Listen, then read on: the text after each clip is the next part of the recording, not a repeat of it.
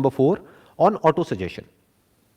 इसमें कहा जा रहा है this is the medium for influencing the subconscious mind. बिल्कुल सही बात कही जा रही है। सबकॉन्शियस माइंड मतलब क्या है? हमारी आदतें, वो काम जो हम बिना सोचे समझे करते हैं।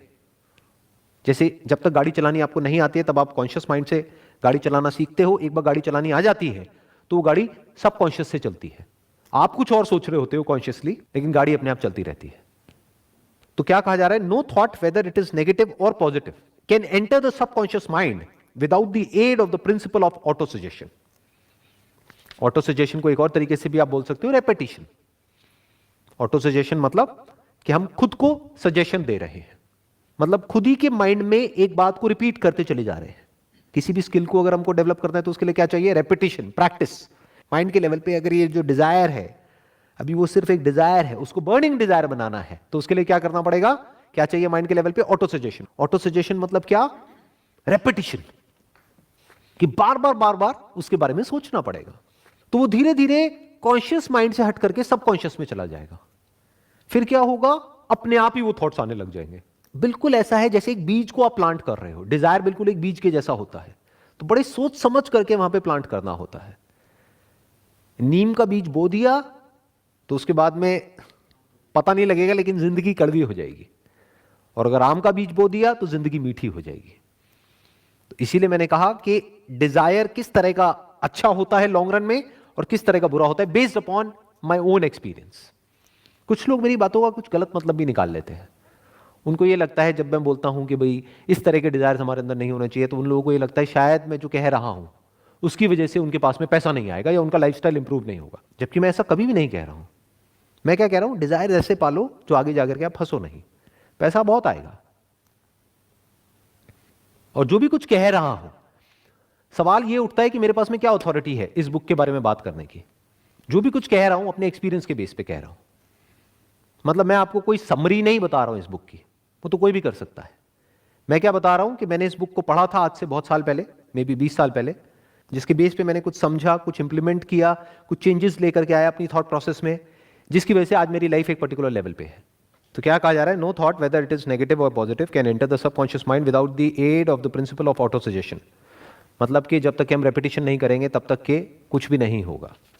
तो रिपीट करना है, यानी कि जो भी आपका डिजायर है, जो भी आप बनना चाहते हो, जो भी करना चाहते हो, उसको लिखते रहो, उसके बारे में सोचते रहो, उससे रिलेटेड बुक्स पढ़ सकते हैं, उससे रिलेटेड वीडियोस देख सकते हैं। यानी हमारा माइंड एक ही जगह पर फोकस्ड हो जाए, कि जो आपको करना है पूरी तरह से वहां पर फोकस्ड हो जाए।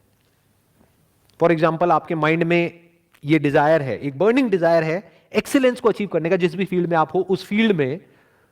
तो उस एक्सीलेंस की जो भी डेफिनेशन है, हर फील्ड के लिए अलग अलग है एक्सीलेंस की डेफिनेशन। आप एक डॉक्टर हो तो कुछ और है, इंजीनियर हो तो कुछ और है, लॉयर हो तो कुछ और है, बिजनेसमैन हो तो कुछ और है।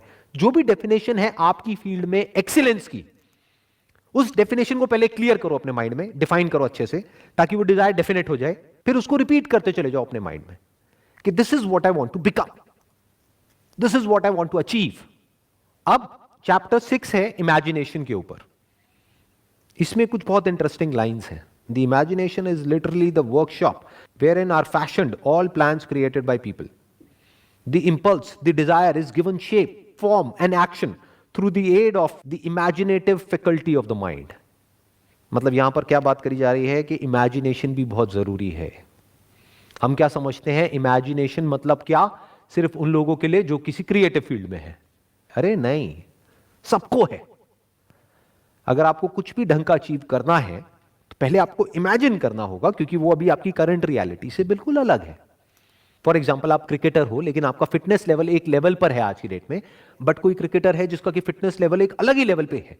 मान लो आपका है 100 में से 10, बट कोई और है जिसका है 100 में से 100। तो वो आपके लिए एक एंड गोल हो गया। तो अपने आप को इमेजिन करना पड़ेगा फिटनेस की उस स्टेट में, जिस स्टेट में पहुंचने में आपको हो सकता है कई साल लगेंगे, और उस इमेजिनेशन को माइंड में रिपीट करना होगा थ्रू ऑटो सजेशन, ताकि वो image, the image of the kind of fitness level you want, externally as well as internally. Internally मतलब क्या? बाहर से तो आपकी मसल्स दिख सकती है, अंदर से मतलब क्या? आपकी कोर कितनी स्ट्रांग है। किसी भी स्पोर्ट्स में या गेम में सारा खेल कोर का होता है। कोर मतलब आप इसको ये भी कह सकते हो foundation of fitness is core. तो वो बाहर से नहीं दिखता है। तो ये आपका गोल होना चाहिए और आपके अंदर ये इमेजिनेशन होनी चाहिए कि ठीक है, आज मैं इस लेवल पर हूं, लेकिन मैं अपने आप को इमेजिन कर पा रहा हूं और बिलीव कर पा रहा हूं कि मैं आने वाले 2 साल बाद इस लेवल पर होऊंगा। You must have that imagination powers. नहीं तो आप ये भी कह सकते हो क्रिकेट में इमेजिनेशन पावर की क्या जरूरत है। अगर आप एक बैट्समैन हो तो सामने से बॉल आ रही है और आपको हिट करना है बैट से, खत्म। नहीं जी, उस बॉल को हिट करने के लिए आपका जो फिटनेस लेवल है वो एक पर्टिकुलर लेवल पे होना चाहिए। तो अपनी जो इमेजिनेटिव फैकल्टी ऑफ माइंड है उसको डेवलप करना होता है, उसके ऊपर काम करना होता है, वो बहुत जरूरी है अगर लाइफ में हमको कुछ भी बड़ा अचीव करना है। इनफैक्ट अगर हम अपने आसपास में कुछ भी देखेंगे, दैट कुड बी एनीथिंग, जो भी आदमी ने बनाया, एक सुई से लेकर के एरोप्लेन तक, वो सब क्या है, आज एक रियलिटी है, बट कभी ना कभी किसी ना किसी के माइंड में वो एक इमेजिनेशन थी, तभी वो रियलिटी बन पाई। अगर किसी के माइंड में वो इमेजिनेशन ही नहीं होती तो पेपर पे उसकी इमेज कैसे बनती, इमेज नहीं बनती तो एक प्लान कैसे बनता उसको प्रैक्टिकली बनाने का। तो everything is an imagination which is there in the mind. और स्पेशली एंटरप्रेन्योरशिप में, बिजनेस में, इससे बड़ी और कोई क्वालिटी नहीं है। क्योंकि द प्रॉब्लम इज कि आपके आसपास में कोई नहीं समझ पा रहा होगा कि आप एग्जैक्टली क्या सोच रहे हो और आप क्या करने वाले हो, किसी को समझ नहीं आने वाला। जिसको आप बताओगे वही आपके अगेंस्ट हो जाएगा। तो आपकी इमेजिनेशन पावर्स इतनी स्ट्रांग होनी चाहिए कि आप वो देख सको। मतलब that imagination must become like a vision for you, जो औरों के लिए सिर्फ एक इमेजिनेशन होगा, मतलब एक ख्याल होगा। किसी और को आप बताओगे तो वो कहेगा क्या ख्याली पुलाव पका रहा है, मुंगेरी लाल के हसीन सपने। बट आपके माइंड में क्या हो जाना चाहिए, वो इमेजिनेशन एक विजन की तरह हो जाना चाहिए कि आपको साफ नजर आ रहा हो, कि आप आंखें बंद करो और आपको साफ नजर आ रहा हो कि आने वाले 5 साल बाद क्या होने वाला है, कि दुनिया किस डायरेक्शन में जाने वाली है। इसको एंटरप्रेन्योरशिप बोलते हैं। अब जैसा मैंने अभी थोड़ी देर पहले कहा था कि इसमें सिर्फ डिजायर से कुछ नहीं होगा, ऑल्दो डिजायर सबसे इंपॉर्टेंट है, यानी बिना बीज के कुछ नहीं होगा, लेकिन सिर्फ बीज से भी कुछ नहीं होगा। ये बात समझने वाली है कि उसके साथ साथ में और भी बहुत कुछ करना पड़ेगा। खाद डालनी पड़ेगी, पानी देना पड़ेगा, लैंड को आइडेंटिफाई करना पड़ेगा कि वो सॉइल उसके लिए ठीक भी है या नहीं है उस तरह के बीज के लिए। तो ऐसे बहुत कुछ करना पड़ेगा। तो और क्या करना पड़ेगा जो बहुत इंपॉर्टेंट है, या किस वजह से लोग आगे नहीं बढ़ पाते हैं, चैप्टर नंबर 8 है डिसीजन के ऊपर।